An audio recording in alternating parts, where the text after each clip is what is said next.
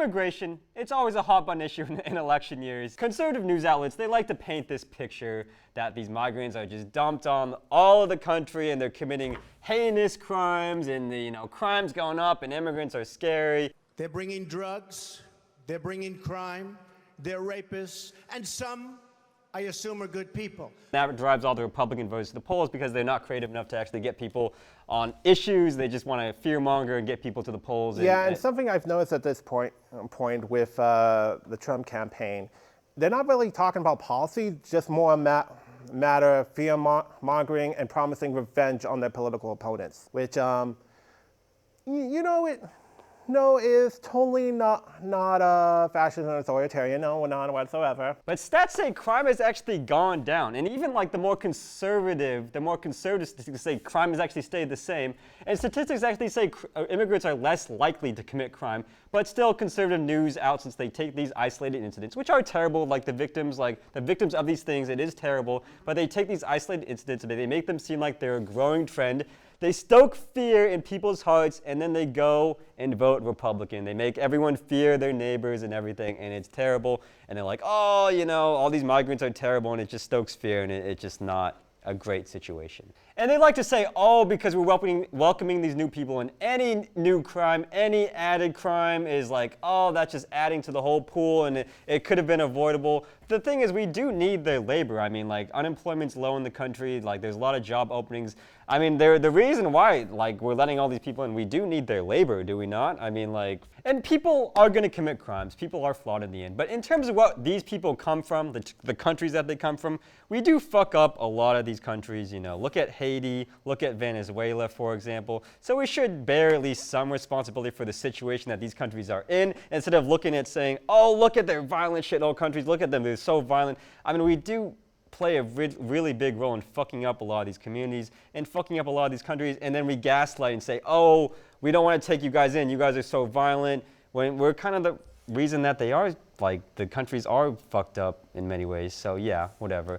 But like, in terms of immigration, there's no doubt that we should have some quality control, like, and make sure that the immigrants do align with the values of this country, like women's rights, LGBTQ rights, etc. There are some countries out there that don't, they're less progressive when it comes to women's rights, to be fair, and they're less LGBTQ friendly, to be fair. So we should have some quality control with that. And that is a valid argument for and against immigration that should be talked about more instead of all this racist, nativist stuff that we see in the sensationalist crap that we see in news. So companies do like these migrants coming in because perhaps it is cheaper labor for them. That's what you're saying. So it's kind of fucked on both sides, I will say.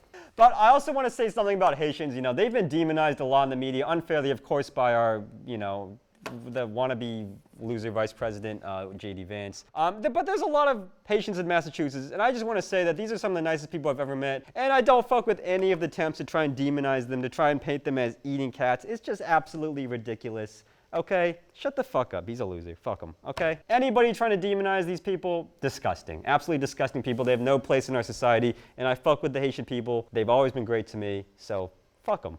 Fuck them. Okay? Fuck them. And about immigration, we do have a difficult legal immigration process. I've talked to people who have gone through it. It takes years to even get your citizenship, like 10 years, 8 years, and to get that work visa and shit like that. Some of them are like, oh, maybe I'll just get married or something like that.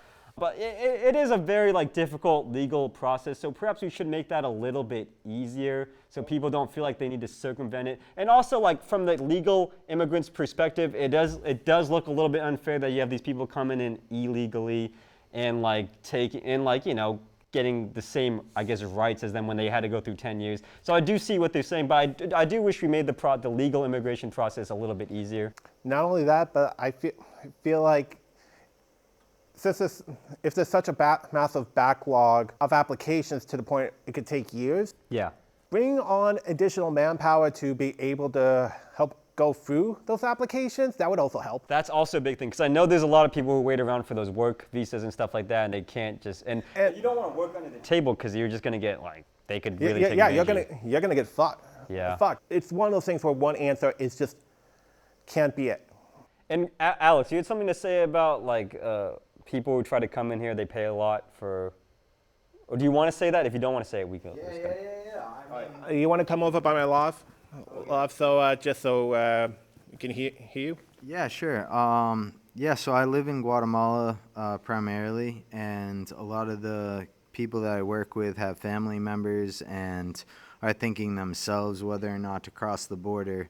And yeah, the cost to them is like upwards of 70,000 quetzales to 100,000 quetzales, which is over $10,000. So a lot of the time it's a huge risk, you know, whether or not they can get through this journey, which is, you know, all in the black market, all with cartels, all very dangerous. And there's obviously no guarantee that you're And gonna there's get no through. guarantee. And so they're all doing that. And I don't think enough of us appreciate what it would mean to like leave our family and leave everything we've known in search of a better life and connect that with just multinational corporations and their influence in these countries and why we get cheap things from these countries. It comes at a cost.